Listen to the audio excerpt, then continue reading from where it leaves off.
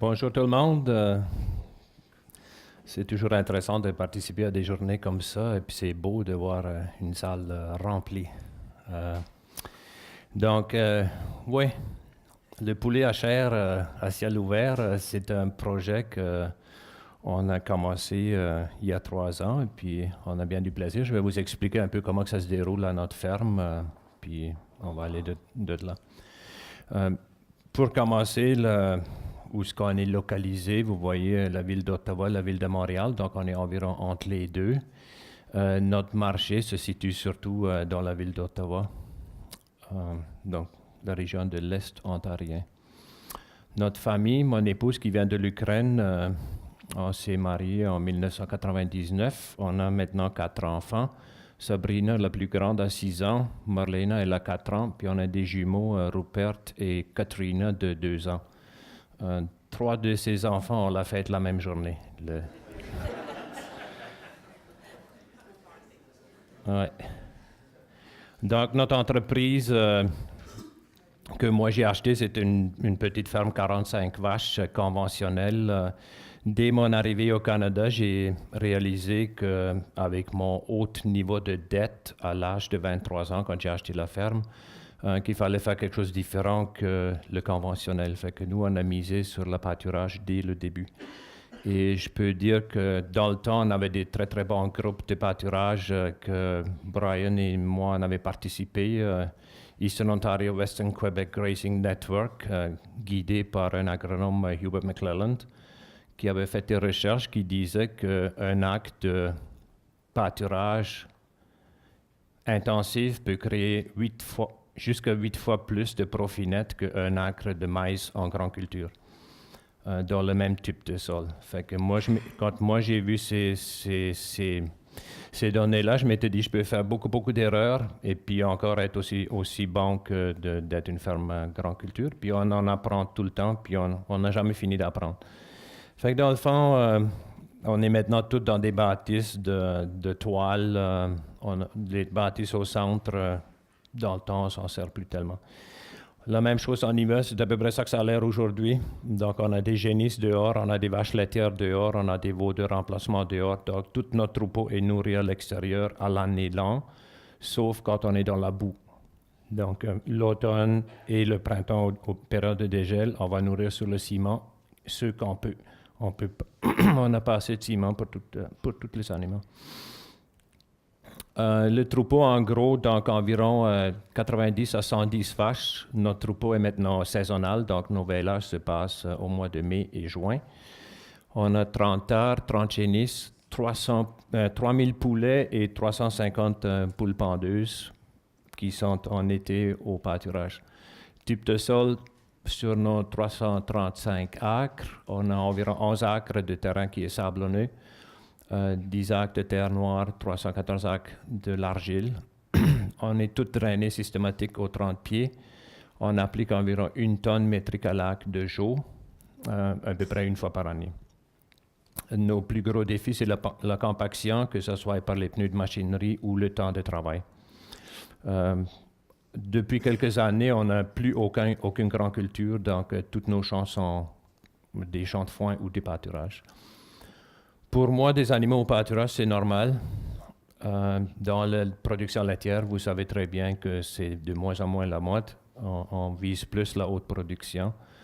Mais je crois qu'une ferme comme nous en devient de plus en plus un outil pour l'industrie laitière de montrer qu'il y a encore des animaux dehors quand même. Donc, c'est ça que les producteurs de poules ont compris de faire avec notre programme que je vous parle tantôt. Donc, tous nos pâturages sont séparés dans des parcelles.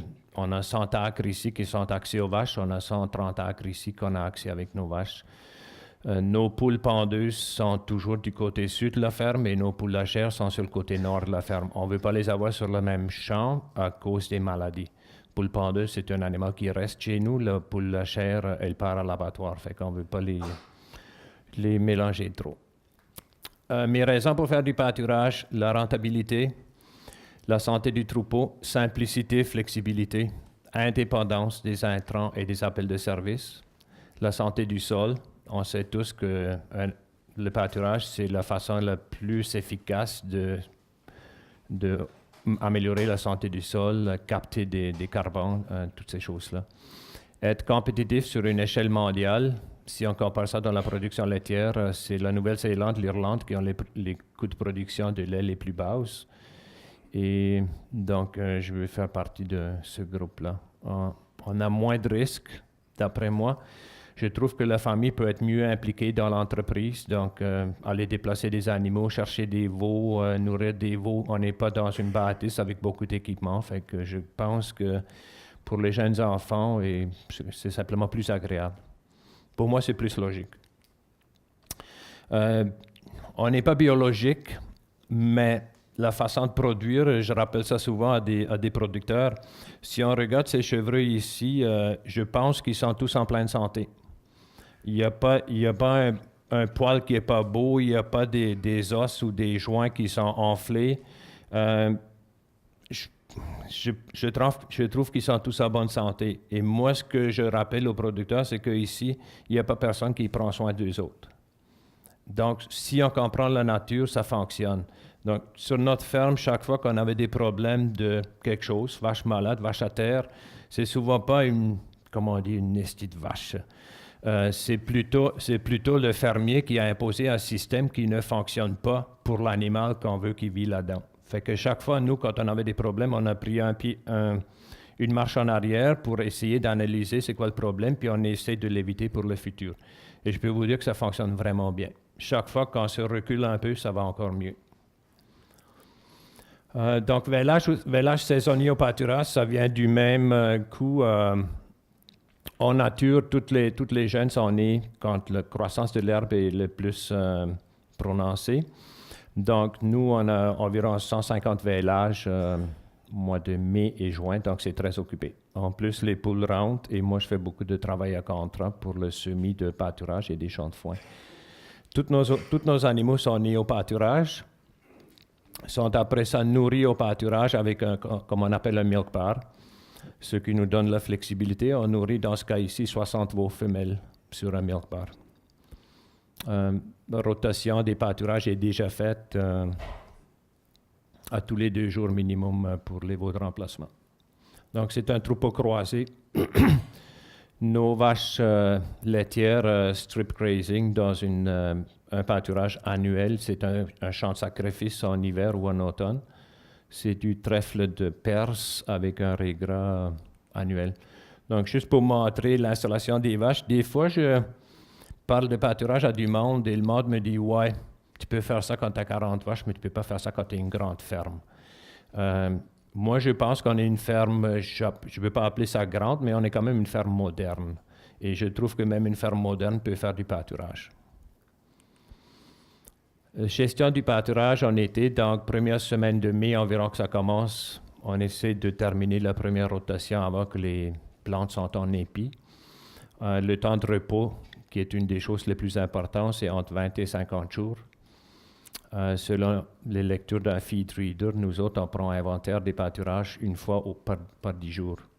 On fait coupe d'ensilage dans certaines parcelles, en maximum une coupe de refus par année. Les 2 dernières années, on n'a même pas coupé de refus à cause qu'on avait des périodes de sécheresse. Donc, équipement de semer, un peu de vasage de temps en temps. Encore, ça c'est très très tôt au printemps, vous voyez que ça commence juste à devenir vert. Nos animaux sont dehors. Partout, il y a des animaux dehors. Densité. La densité d'un pâturage, c'est très important, que ce soit pour les vaches, pour les poules, ou parce que si la vache est trop proche du sol, surtout chez nous dans la glaise, ça fait la saleté, ça diminue l'appétabilité des fourrages. Et une haute densité élimine la pression des mauvaises herbes. Donc, nous autres, on mise beaucoup sur la densité. On a environ 8000 mètres de conduites d'eau installées sur notre ferme de 1 pouce. Tout est à surface avec environ 65 sorties d'eau. Donc, ces lignes d'eau ont été vidées à air comprimé la semaine passée. Environ 3/4 de ça, j'ai pu vider. Et malheureusement, le froid était un peu plus vite que nous autres. C'est des connexions qu'on s'en sert partout sur la ferme. On a 2 véhicules comme ça qui sont très utiles pour nous. Déplacer des veaux, des clôtures, amener des fils. En ce moment ici, j'ai un outil en avant infrarouge, ça s'appelle un feed reader. C'est avec ça qu'on mesure les inventaires de pâturage. Donc, c'est contrôlé par GPS. Et puis, ça me donne, je peux juste rouler dans le champ. Ça me donne la quantité de qu'est-ce qu'il y a disponible. Et puis, connecte automatiquement sur mon logiciel. Après ça, j'ai des rapports. Des rapports comme dans quel champ que j'ai le plus d'herbes disponibles en ce moment.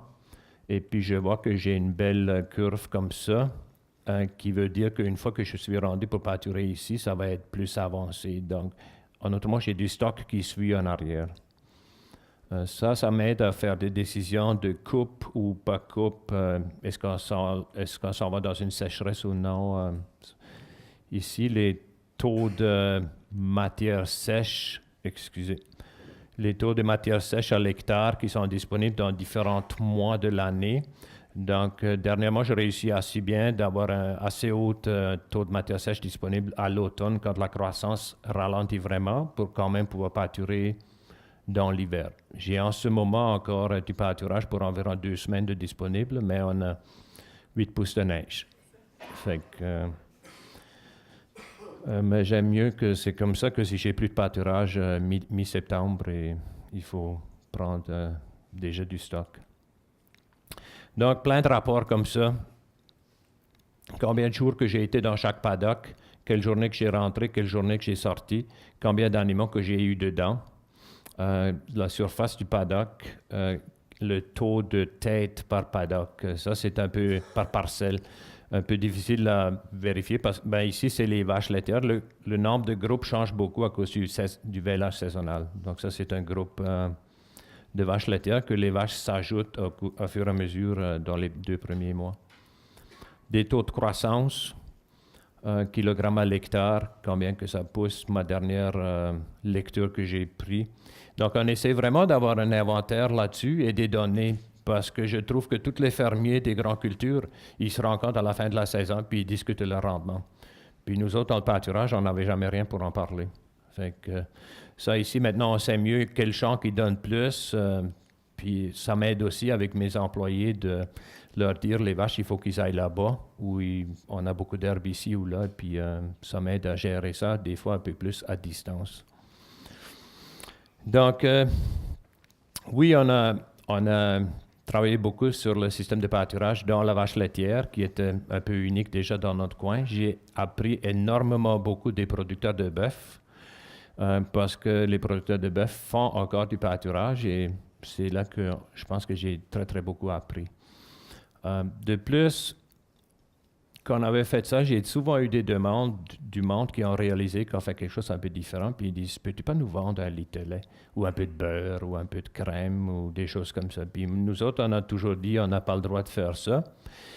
Donc, on n'a pas fait ça. Et puis, à un moment donné, moi, j'étais devenu fatigué de ces questions, et j'ai dit, on va quand même essayer de connecter avec le consommateur en faisant quelque chose qui est légal. Donc, mon but en 2015 était en Ontario, on a le droit de faire 300 poules à chair au pâturage. Donc, on a dit, on va se lancer là-dedans, au moins pour faire une connexion. Et donc, on a fait, pour la chair, on a bâti un petit poulailler qui était mobile pour 150 poules pour mettre là-dedans, être au pâturage et puis les déplacer tous les jours. Vous voyez la pente de la wagon vers en arrière, c'est parce que les poulagères ne peuvent pas bien marcher quand elles sont matures, à cause qu'il manque de fitness. Et puis, pendant que moi j'étais en construction de ce wagon pour poulagères, les producteurs de poulets en Ontario, ils ont annoncé un programme qui s'appelle le poulet artisanal. Et moi, j'ai tout de suite embarqué là-dedans. Dans le programme, on a le droit de faire entre 600 poulets et 3000 poulets. Donc, c'est un système complètement différent maintenant. Et donc, on a embarqué là-dedans. On n'a pas besoin d'acheter du quota. On est très, très contrôlé par les producteurs de poulets de l'Ontario. Donc, des inspections assez profondes. dans tous les détails, mais il nous donne le droit de mettre quelque chose sur le marché, nous autres mêmes, et c'est un produit de haute gamme. Je pense que les producteurs de poulet, ils ont amorcé ce programme surtout pour trouver des ambassadeurs de leur industrie. Parce que les consommateurs, ils commencent à réaliser que dans les grosses poulaillers de 80 000 poules, c'est pas toujours la beauté, puis le produit n'est pas toujours le plus beau qu'on peut avoir non plus.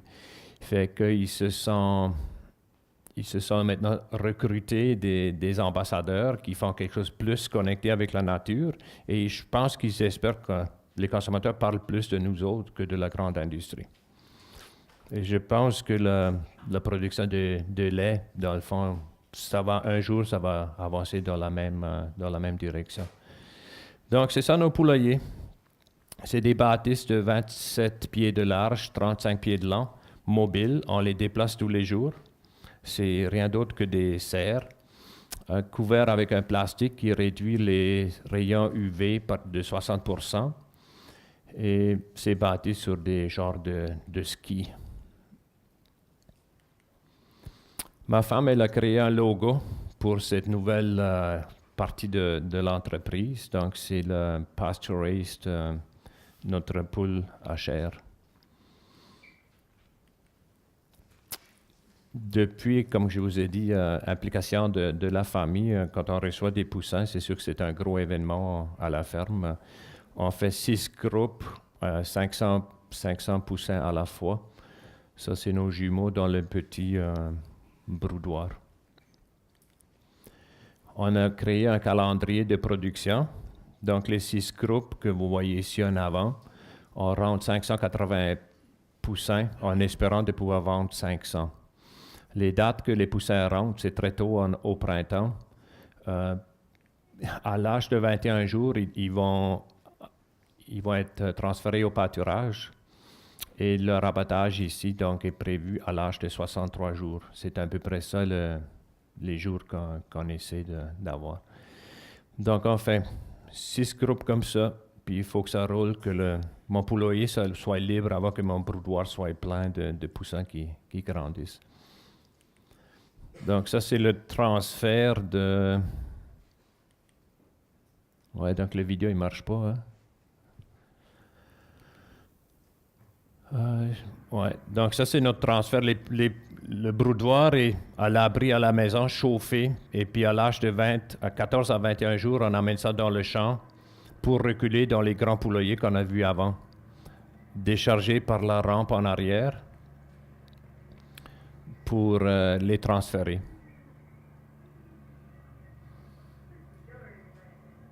La vidéo, il ne montre pas exactement comme c'était prévu, mais je pense que ça va aller.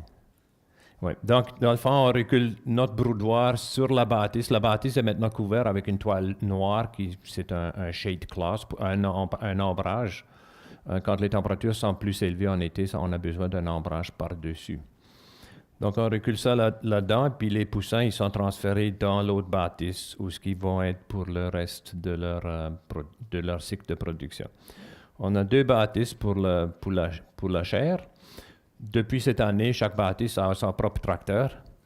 La raison pour ça, c'est qu'on ne veut plus se promener d'une bâtisse à l'autre en tracteur parce qu'on écrase trop de foin. Ces tracteurs-là nous coûtent seulement peut-être 3 000 4 000 $.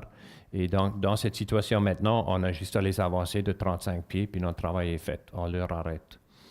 Donc, on a 3 vieux tracteurs qui déplacent 3 bâtisses comme ça.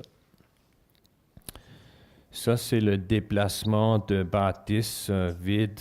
On va voir si lui, il ne fonctionne pas non plus. Ouais. Donc, vous voyez un peu le type, comment que c'est bâti. Ça, c'est juste pour l'amener à la bonne place de démarrage. C'est sûr qu'il n'y a pas de poule dedans en ce moment.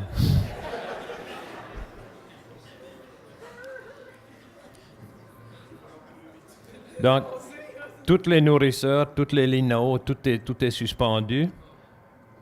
Vous avez vu mes 8000 mètres de ligne d'eau dans le champ. On est branché tous les jours sur la bâtisse. C'est très, très facile. Donc, on est vraiment mobile.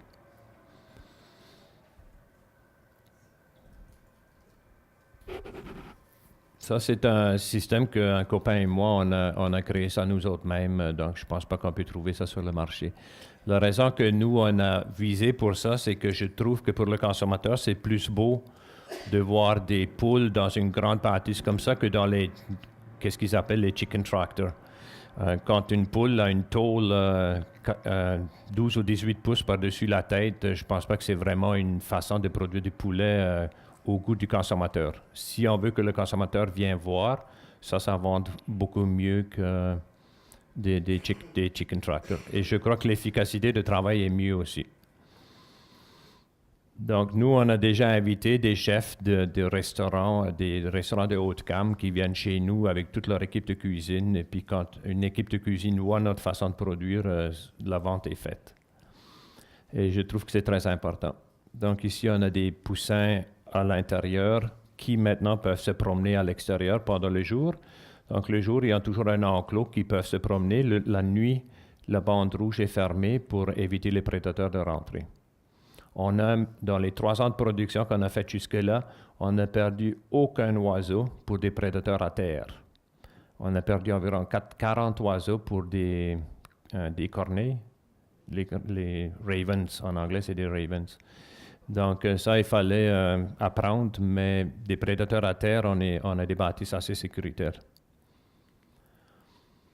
La nourriture qu'on donne, on a juste 2 types de nourriture.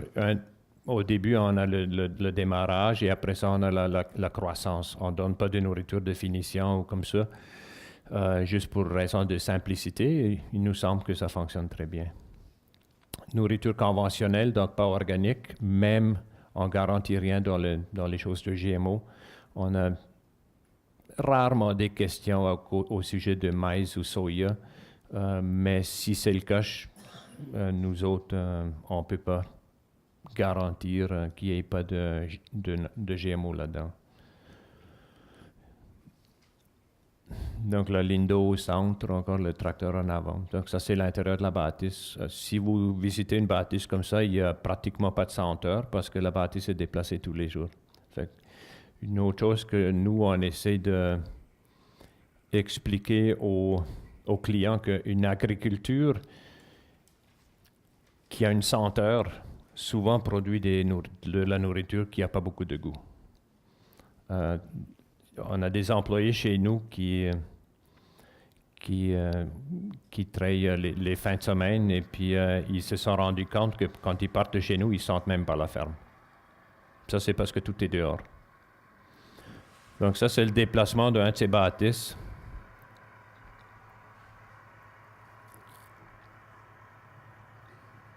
J'ai un employé que ça lui prend environ 2 heures par jour pour organiser toutes mes 3 bâtisses de poules. Ça comprend la nourriture, le déplacement, toutes ces choses.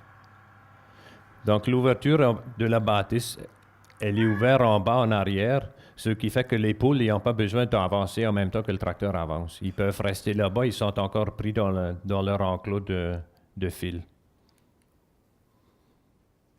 Ouais. On a fait un mélange. Excusez. OK. Puis c'est ça. Après le déplacement, c'est à peu près ça que ça a l'air. J'ai des fois la question des poules, est-ce qu'elles sont malades parce qu'elles n'ont pas beaucoup de plumes? Ces poules ici grandissent tellement vite qu'elles n'ont pas la chance de pousser toutes les plumes avant leur âge d'abattage, dans le fond. Fait que c'est juste des plumes qui sont encore pas formées ou c'est vraiment bizarre. Donc, c'est une poule plus active quand on élève ça au pâturage parce qu'elle n'a pas le choix que de marcher chez nous. Donc, elles sont en meilleure santé que la poule industrielle. Puis ça, il y a plusieurs intervenants qui nous expliquent ça. La journée d'abattage, donc c'est des grandes journées.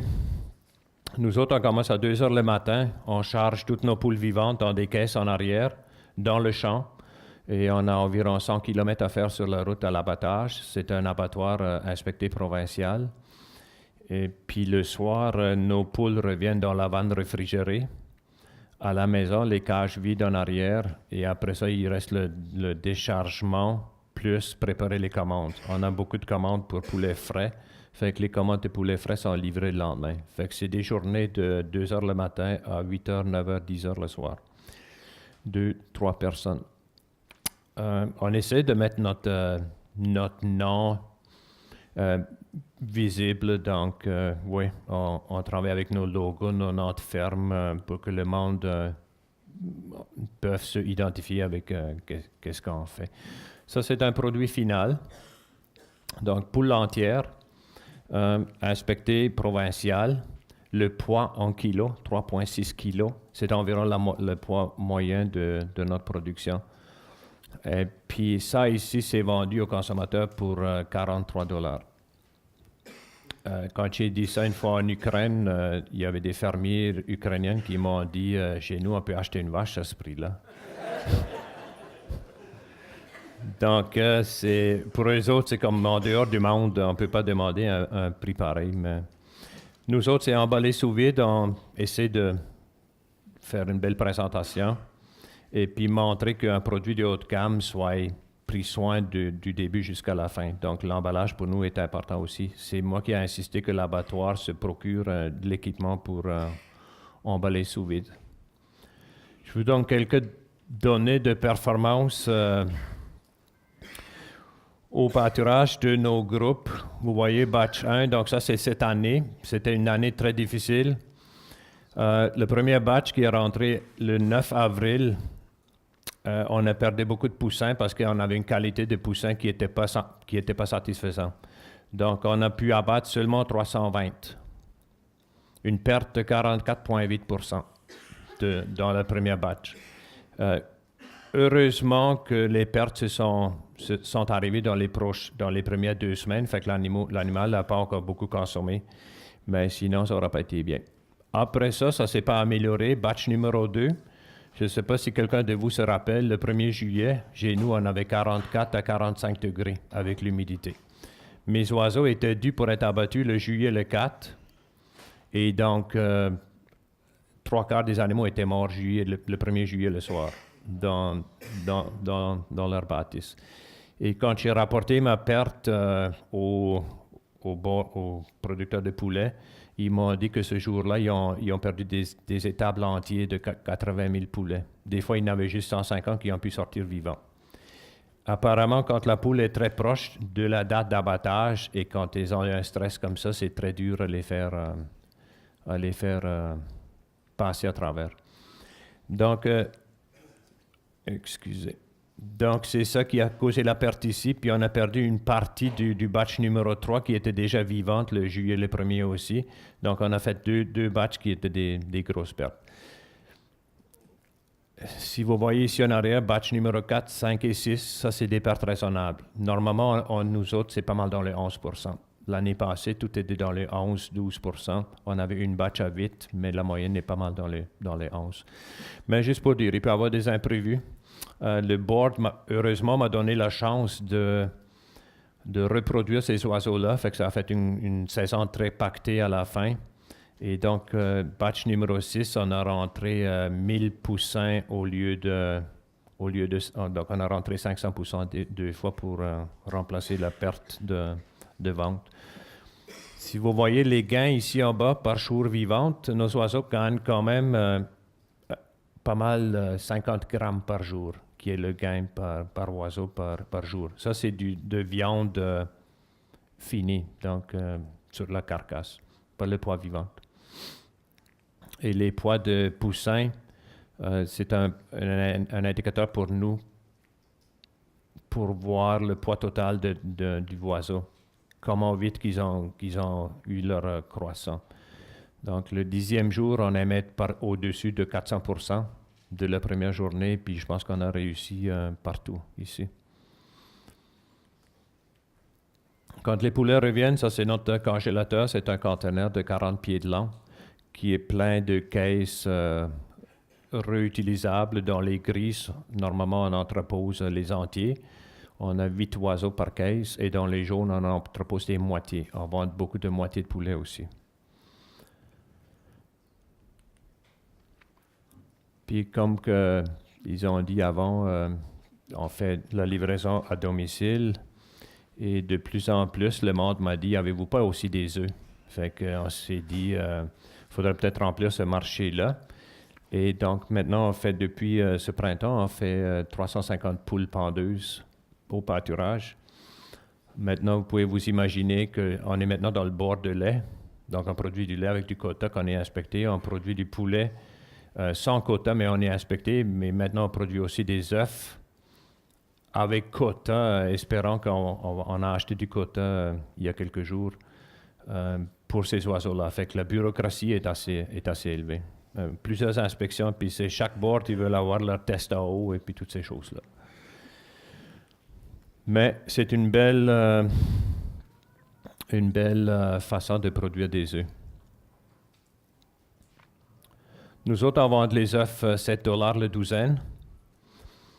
Et j'ai des fois les commentaires de certaines personnes que c'est beaucoup trop, qui peuvent acheter une douzaine pour 2,50 $ ou quelque chose comme ça. Ma réponse pour les clients comme ça, c'est que c'est tant dollars qui est en vote. C'est le consommateur qui doit décider s'il veut supporter une production comme ça, à un prix plus élevé, ou s'il veut supporter une production des poules pendeuses en cage. Et mon but n'a jamais été de produire le meilleur marché, mon but a été de produire un produit de haute gamme. Ça, c'est les nids de pendeuses à l'intérieur de la bâtisse. Encore là, nourriture conventionnelle. Les poules à chair qui sont finies, on les vend maintenant comme des soupes à poules. On peut vendre une soupe à poule à 15 $.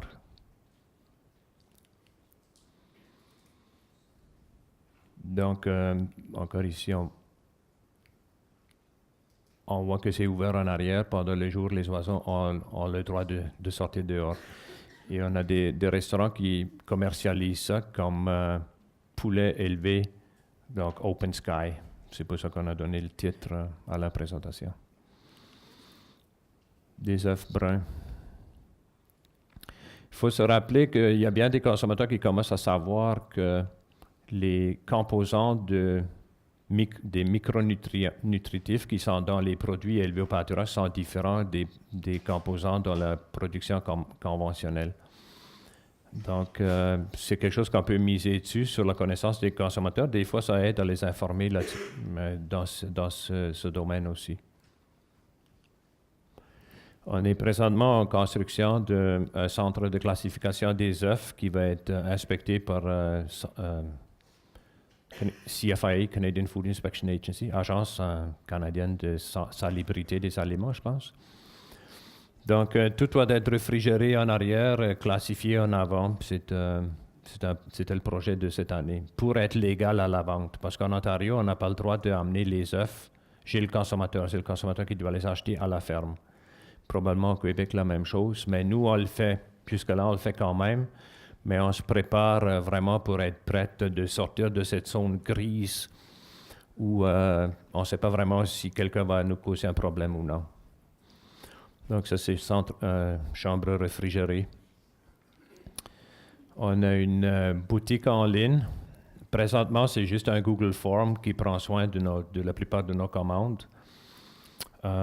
Donc, nos clients sont demandés de rentrer leur adresse complète, numéro de téléphone, et puis tous mes produits vont être listés. Donc, des poules entiers, des moitiés de poulet, ils peuvent sélectionner la grandeur. Et puis, on a des carcasses de poulet, on fait des saucisses maintenant. On a appris que de livrer une poule de 3,6 kg à un ménage est une chose. Mais après ça, les personnes dans le ménage, il faut qu'ils sachent quoi faire avec. Et ça, c'est comme un projet, parce que d'abord, il faut la dégeler, il faut savoir quoi faire avec. Donc, pour les repas qui doivent aller plus vite, on a maintenant commencé à faire des saucisses. Et la même poule, des saucisses, puis on vend ça au double prix par kilo que la poule entière. Puis pour nous, les profits nets reviennent à peu près au même, comme si je vendrais des poules, mais je peux en vendre plus et on est plus souvent dans les mêmes résidences pour livrer. À la fin du questionnaire de ce formule, le monde, ils doivent sélectionner si c'est une commande de une fois seulement. Donc, c'est le monde qui essaye ou le monde qui n'est pas souvent à la maison ou juste une commande une fois. On a en ce moment environ 100 clients qui vont avec des commandes aux 2 semaines. Donc, à toutes les 2 semaines, on leur fait une livraison à leur domicile. Et on a d'autres clients qui font des commandes de 4 semaines. Donc, à toutes les 4 semaines, notre jour de livraison, c'est mardi. Donc, c'est comme ça. On s'est rendu compte que la vente directe à la ferme, pour nous, ça ne pourrait pas vraiment fonctionner. On est sur un cul-de-sac, on est à 60 km de la ville d'Ottawa. Notre clientèle, c'est la ville d'Ottawa. Fait qu'il faut vraiment amener le produit chez eux. Et de moins en moins, le monde, ils veulent acheter du poulet pour 500 $ juste parce qu'ils ont besoin de 10 ou 12 poules pour faire l'hiver, parce qu'ils n'ont pas l'espace de congélateur ou ils n'ont pas le budget non plus. Fait qu'en se présentant aux 2 semaines, surtout en amenant des œufs, parce que le monde, d'une chance qu'ils savent qu'on ne peut pas congeler les œufs, fait qu'on peut vraiment s'arrêter chez eux aux 2 semaines. Et on est plus visible pour eux autres, on a des nouveaux produits, le contact se maintient. C'est une des raisons que nos poules pondeuses que vous avez vues au pâturage, en hiver, ils sont enfermés dedans. Pas dans des cages, mais juste à terre. Et je ne pourrais pas arrêter de produire des œufs début novembre et recommencer quand le pâturage est prêt parce qu'il faudra que je rebâtis toute ma clientèle de nouveau. La demande pour les œufs est énorme. Des fois, on doit attendre la livraison pour la dernière poule pondre son œuf avant qu'on peut partir pour faire ça. On a fait ça mardi passé. Et les clients, ils voient la différence dans le produit. Donc ça, c'est encourageant pour nous. Ça, c'est mes livraisons de mardi passé qui étaient le 20 novembre. On a fait 2 routes. La route bleue, c'est la route que ma femme a faite. Et puis la route verte, c'est moi qui ai fait ça. Donc moi, j'ai fait 53 arrêts, puis ma femme a fait 29. Puis ça compte pas qu'en ville d'Ottawa, on a des immeubles avec 4 ou 5 clients dans le même immeuble. Fait qu'on a 4 adresses sous le même numéro. Donc, c'est du voyagement. C'est une journée à peu près au complet. Nous autres, on part le matin à 9 h et puis on revient le soir à 7 h. Et puis, normalement, les clients, ils ont des couleurs dehors, que nous, on met leurs produits dedans, on met une petite note avec le montant qu'ils doivent nous payer. Et puis, souvent, on est payé des fois, avant que je suis rendu au prochain client, je reçois le paiement, ou des fois dans le lendemain, ou c'est tout par e-transfer. Et puis, on voit très bien que c'est vraiment concentré sur la ville d'Ottawa. La ville d'Ottawa, à cette heure, elle va jusqu'à Kanata. Ça, c'est tout inclus dans la ville d'Ottawa. Ça, c'est toute la ville. Les ventes où ce que notre ferme est placée environ ici à droite, les ventes dans cette région-là, je pense qu'on ne vend même pas pour 5 000 $ par année. C'est juste, comme je vous dis, il faut tout amener en ville. Donc ça, c'est un de nos véhicules de livraison. Réfrigérer, faire de la publicité. Une de nos filles qui aime bien se promener avec ça aussi. Et puis, vente au marché. Marché, au début, ce n'était pas vraiment notre but de vendre beaucoup de quantités là, mais de recruter des clients. Depuis ce temps-là, c'est maintenant devenu très important quand même. Malheureusement, il n'y a pas personne qui compare avec nous les chiffres d'affaires au marché, mais j'ai quand même choisi de vous laisser savoir un peu nos ventes. Nos ventes sur un marché comme ça à Cumberland, par jour, c'est environ 1 400 $. Une journée normale. Ça peut être un marché spécial, ça peut être un peu plus, un marché plus faible. Quand c'est 800, c'est vraiment pas beaucoup. On leur montre la façon de produire sur des pancartes, sur des choses comme ça. On vend les œufs. Ma femme a commencé de vendre du kombucha. Si quelqu'un connaît ça. Ses ventes par jour, c'est environ 400 $ par semaine. Et puis, elle est capable de maintenir environ 50% de sa clientèle pour l'hiver. Donc, encore maintenant, nous autres, on retourne au marché tous les samedis, mais juste pour 1h30. On est les seuls là-bas. C'est sûr qu'on ne monte pas de tente, mais on reçoit nos clients à la vanne pour leur donner les œufs, le poulet, le kombucha. Donc, les ventes en ce moment se totalisent environ à 800 à 900 $ par samedi qu'on va là-bas. C'est un événement familial aussi, donc impliquer les enfants. Je crois que les consommateurs aiment voir qu'ils supportent une ferme familiale et pas juste une ferme. Et donc, c'est beau d'amener les enfants avec au travail, comme ça. Poulet rôti fini. On est en train on est dans un débat si on veut mettre ça sur la liste de vente aussi. Fumé, donc poule complet fumé.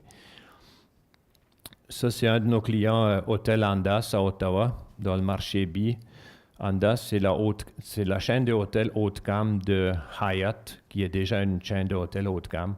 Donc, des fois, ils achètent beaucoup de poulet de nous, puis ils vendent ça comme Open Sky Chicken. Puis ça, c'est eux autres qui ont été chez nous dans le champ, toute l'équipe de cuisine, et d'autres clients qui achètent chez nous dans le wholesale, on les invite à la ferme aussi, parce que pour moi, c'est très important qu'ils passent le message de où que ça vient, comment que ça a été produit. Je pense que c'est une grosse partie. Andaz, l'année passée, ils ont vendu une poule entière dans une casserole pour 6 personnes. Une de nos poules avec quelques patates autour et quelques carottes, ils ont vendu ça $145. Donc, je n'ai pas peur de demander 45 ou $50 pour la poule que je leur vends. Ça, c'est un autre repas qu'ils ont créé chez Andaz. Ici, un autre restaurant qui vend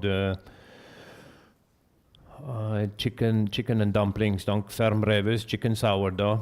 On est bien fiers quand ils mettent notre nom dessus, puis c'est souvent des restaurants qui veulent vraiment informer les consommateurs de où que leurs produits viennent. Et donc, ça, c'est un autre repas qui est créé dans un autre restaurant avec nos produits. On avait des artistes dans le champ qui ont fait un dessin d'une poule avec des vraies plumes, puis ils voulaient mettre ça dans un champ de poules en liberté pour poser des photos. Et il a vendu son portrait pour 6 000 quelques dollars. Puis on a fait partie du processus, je pense. Donc, je vous remercie de votre attention. Je suis prête à des questions, c'est sûr.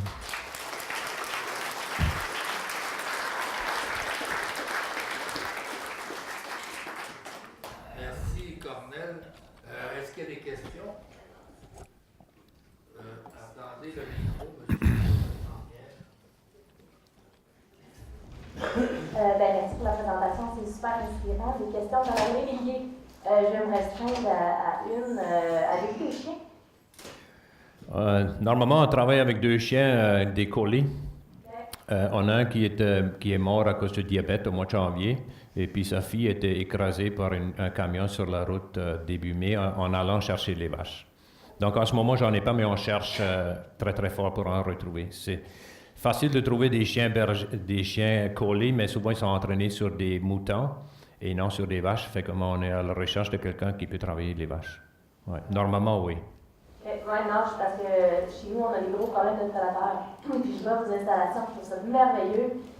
Mais j'ai de la misère à voir comment ça pourrait être efficace chez nous sans avoir des chiens qui éloignent renards, belettes, bisons et donc, renards vivants, je les vois se promener dans le champ pendant le jour, moi. Des coyotes, le soir, ça peut hurler jusqu'à minuit, 2 heures le matin. On en a beaucoup. Très, très beaucoup. Donc, le secret de ça, c'est qu'on a un fil à tension de 8000 volts qui fait tous les points d'entrée de la bâtisse à 2 pouces du sol. Mais aussi, on nous a dit du monde qui connaissent un peu le wildlife. Ils m'ont dit qu'ils pensent que j'aurai jamais de renard parce que je déplace mes bâtisses tous les jours. Et un renard, apparemment, qui ne va pas le premier jour, qui il y a des poules là, je vais y rentrer. Il va étudier ça, puis le lendemain, si quelque chose a changé, il y repense. Mais nous, ça fait 3 ans qu'on change. Fait que, comme j'ai dit, j'ai jamais eu de problème. Je vois les renards marcher dans le champ des fois. Ouais. Merci. J'ai autre question à monsieur ici. Bonjour. L'herbe représente quel pourcentage d'alimentation des poules? Entre 25 et 30% de la consommation journalière. Ouais. Puis ça, c'est des données qui ont été... Une partie a été estimée, une autre partie a été calculée par nos achats de moulets et notre production. Donc, j'ai un peu d'aide de la compagnie de moulets qui m'aide à figurer ça. Merci. Il y a monsieur en avant, il y a une madame en arrière. Ah, et ici aussi. On peut commencer n'importe où, monsieur, ici, avec la question. Vos semences de prairies, c'est quoi votre méthode? J'ai vu que c'est de travailler à bonne heure le printemps. Vous travaillez le sol le moins possible. Ouais, de moins en moins. Des fois, on fait des nouveaux établissements quand même. Donc, ça se peut que moi, j'aille arroser un champ que j'aime plus, là. Et puis, quand on recommence, labour, préparation des sols, et puis semi-direct après, avec un semoir à l'air, avec mes espèces de plantes que je veux vraiment avoir. Mais on a d'autres pâturages qui ont quand même 20 ans déjà. Et c'est pas moins productif, c'est juste que ça dépend de l'historique de tout ça. Il y avait madame en arrière. Je voulais juste savoir pour la gestion de vos pâturages pour les poules, est-ce que vous avez le temps de passer toutes les poules avant que l'herbe soit trop haute? Oui, donc quand on commence une nouvelle batch de poules, on essaie de démarrer avec le poulailler à un endroit où on sait qu'après ça, on va être correct pour un suivi. Mais même si l'herbe est un pied de haut ou un pied et demi de haut, oui, il ne faut pas y rentrer avec des poussins de 14 jours, mais quand c'est raisonnable, ça passe assez bien. Ouais. Donc, je pense que c'est dans la production de poules à chair, c'est le moins difficile pour le stade de pâturage. Pour moi, le plus important, c'est qu'il y ait de l'herbe, mais qu'il y en ait beaucoup, qu'il soit trop grande ou non, je ne vois pas une grosse différence. Puis j'avais une autre question. Vos nichoirs pour les poules pondeuses, est-ce qu'ils vont dedans, est-ce qu'ils salissent les nichoirs ou y a-t-il une barrière qui ferme? Oui, on n'a pas de barrière. Des fois, ça serait bien. Oui, il y a des nichoirs qui sont sales. Ça prend de la maintenance. Et puis, c'est un défi pour les poules pondeuses au champ comme ça. Le nid, pour la poule, c'est la place où elle est le plus confortable. Et on leur donne un tellement beau environnement déjà qu'elle est confortable à terre aussi dans un coin. Fait que c'est des choses à travailler dessus. Au début d'un groupe, c'est plus grave, ça s'améliore avec le temps. On est environ à 20% des œufs qui sont pendus à terre, à la moyenne de l'année. Ouais. Merci. Il y a un monsieur en avant, mais tu as un monsieur ici, monsieur Carl veut poser une question, il est juste à côté. C'est juste une question de marketing avec tout ce qui se passe en Ontario aux États-Unis. Vous avez un nom français pour le marché d'Ottawa. Ouais. Un avantage ou un désavantage? Premièrement, j'aime le nom, mais l'histoire du nom, c'est comme ça que moi, comme vous voyez que mon français n'est pas bon, là. Moi, je suis suisse-allemand, et j'ai appris le français un peu en Suisse, école secondaire. J'ai fait l'éducation agricole en Suisse française, et le premier emploi que j'ai eu, mon patron est décédé, et le jour qu'il est décédé, il s'est suicidé, puis le jour qu'il s'est suicidé, il m'a donné un veau, le veau de ma vache favorite. Ma vache favorite, son nom c'était Gribouille, vous pouvez voir ça sur mon site web. Et puis Gribouille a eu son veau avec des papiers, donc elle était une Red Holstein, puis moi je l'ai nommée Rêveuse. Et donc j'ai amené ce nom au Canada, puis ma ferme, je l'ai appelée Ferme Rêveuse. Je n'ai pas parlé aucun mot anglais, dans le fond, jusqu'au temps que j'ai rencontré ma femme. Puis là, on a fait dictionnaire.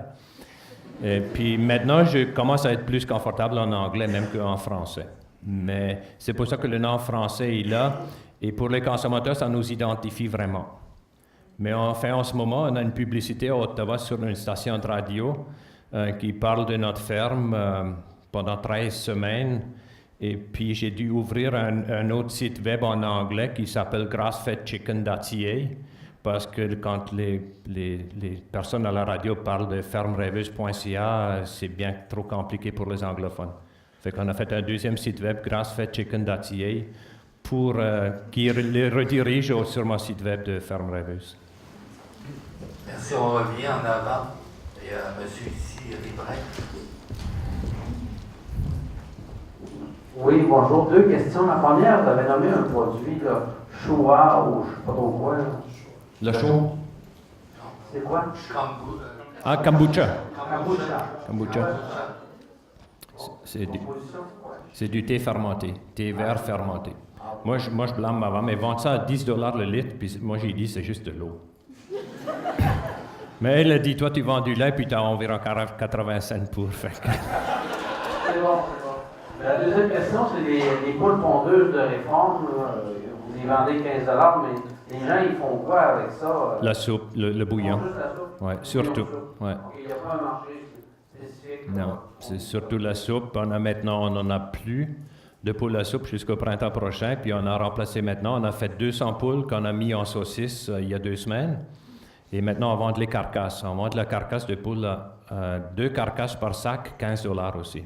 C'est juste des os. Et l'hiver, vous ne produisez rien de ça? Donc, il n'y a aucune production de poules à chair sur notre ferme en hiver. Mais nos congélateurs est plein, parce qu'encore là, il faut que je puisse approvisionner mes clients pour l'année, sinon ça ne marche pas. Il y avait M. Poitou. Excellente présentation, M. Schneider. Peut-être comme quoi que la situation au niveau avec les fédérations de producteurs en Ontario, c'est différent comme tout. Mais donc, comme quoi que vous avez à avoir négocié, là, parce que c'est des productions sur contingentement. Est-ce qu'au départ, ça a été facile ou vous avez dû là, y aller plusieurs fois là, pour arriver vraiment à où est-ce que vous en êtes aujourd'hui? Vous parlez de la poule à chair? Oui. Donc, la poule à chair, c'est vraiment les producteurs de poules de l'Ontario qui ont démarré ce programme. Donc, ils nous ont donné le 3 et on est en ce moment environ 100 producteurs en Ontario qui font ça. Et donc, il y en a beaucoup qui font 600 ou 700. La différence que je vois entre notre ferme et la plupart des autres fermes, c'est qu'il y a beaucoup de monde qui font ça juste comme ils font un pied dedans, là, puis ils essayent. Donc, ils n'investissent pas beaucoup. Ils n'ont pas de transport réfrigéré, ils n'ont pas de capacité de congeler. Puis là, ils essaient de vendre ça juste dans le derrière de leur voiture. Et ça fait moins de confiance de, mettons, les restaurants ou des choses de haute gamme ou même sur un marché. Je trouve que pour nous, c'était important d'y embarquer à plein et puis d'être là. Et puis, je pense que les producteurs de poulets de l'Ontario, ils ont réalisé ça, puis ils m'ont proposé que je peux augmenter mon troupeau à 6 000 si je veux. Puis ça, c'est juste parce qu'ils voient vraiment que eux autres me l'ont dit. On est les ambassadeurs du programme, mais je sais qu'on est aussi les ambassadeurs pour les producteurs de poulets de l'Ontario. Parce qu'ils veulent juste qu'on voit qu'est-ce que nous on fait, ils ne veulent pas vraiment qu'on voit dans les granges. Là, je suis en train de convaincre les producteurs de lait qu'on est des ambassadeurs dans la production de lait aussi. Parce que notre but final, c'est de vendre des produits élevés au pâturage, que ce soit des œufs, du poulet et du beurre. Encore quelque chose qui est petite quantité, qui peut être entreposé. Je ne veux pas aller délivrer des litres de lait tous les 5 jours, là, et puis reprendre le lait qui est plus bon. Là, mais dans le beurre, c'est vraiment ça qui est notre but, et on travaille là-dessus depuis des années. Et le bord de lait, c'est très, très, très dur à convaincre. Une autre question, il y avait Fernand. Oui, excellente présentation, M. Schneider. Vous êtes toujours supérieur à vous-même, c'est très bien. Dans le cadre de la Montérégie, on essaie un jour de vous inviter pour que nos producteurs laitiers puissent entendre ce que vous avez à partager. C'est quoi la vie utile des poules? C'est une année? Poule pendeuse? Parce que moi, j'ai appris ça seulement il y a quelques jours de Pierre. C'est pas la même chose une poule et un poulet. Moi, vu que c'est pas ma première langue, c'était la même chose. Mais la poule pendeuse, la vie utile à notre ferme en ce moment, c'est 2 ans. Mais là, j'ai acheté du quota, puis quand on a du quota, il faut l'échanger aux 12 mois. Donc, j'ai plus le choix de ça. Et puis, il faut aussi qu'on ait un espace de 3 semaines entre les deux, ce qui va me faire, c'est dur sur ma clientèle. Mais maintenant, ce qu'on va faire, c'est qu'on va faire la production d'hiver. On va la allonger un peu, mettons, jusqu'à fin mai, à la grange, pendant que je démarre déjà mes poules pendeuses au champ dernière semaine d'avril. Donc, je n'aurai pas de trou entre les deux. Mais un groupe va devoir partir et puis l'autre va être dans le champ. Merci. Peut-être le temps pour une autre question avant qu'on arrête. Est-ce qu'il y a une autre question? En arrière, monsieur.